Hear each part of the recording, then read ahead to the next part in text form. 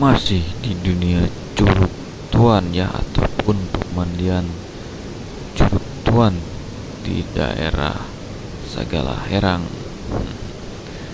Oh ya sob, nantikan saya akan berwawancara langsung dengan narasumbernya yang berada di area Curug Tuan ini. Oke sob, saya akan juga spill lewat di video udara saya, dan selamat menikmati.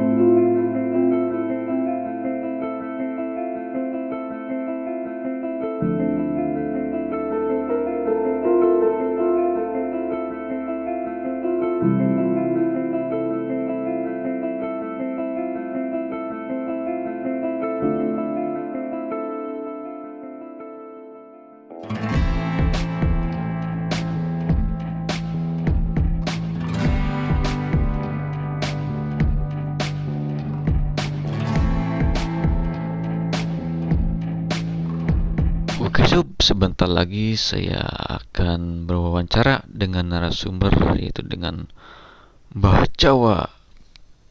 Tanya apa? Sejarahnya gimana Pak? Ini curug, namanya curug apa Pak namanya? Ini Curug Pemandian Tuan. Pemandian Tuan. Ya, Curug Pemandian Tuan. Sejarahnya namanya dikasih Curug Pemandian Tuan. Nah, ini kan tanaman teh ini kan tahun 35. Jadi Belanda itu mandinya di sini. Jadi dikasih nama Curug Pemandian Tuan. Ya. Dan nanti kamu kalau masuk dari sana, ikut pintu gerbang Sadim, lurus nanti belok kanan. Apalagi nanti di sana tanya aja warung Mak Jawa. Jadi seperti kalau ada tamu ada apa, tanyanya warung Mak Jawa. Apa di sana, ini sudah kodenya cuma gitu aja, sudah tamunya sendiri. Kok nggak dari Bapak aja ya? Dengan Bapak siapa? Saya apa ini panggilannya Abah Jawa gitu aja. Abah Jawa. Terkenalkan. Abah Jawa. Udah gitu aja. Assalamualaikum warahmatullahi wabarakatuh. Selamat. Ini sejarahnya gitu. Oke sob, itulah sejarahnya dari Mbah Jawa ya, yang memang curugnya tersembunyi di area Sagala Herang ini, yang tadi saya sudah memberikan spill dari atap langitnya Sagala Herang tentang curug Tuan ini ya sob.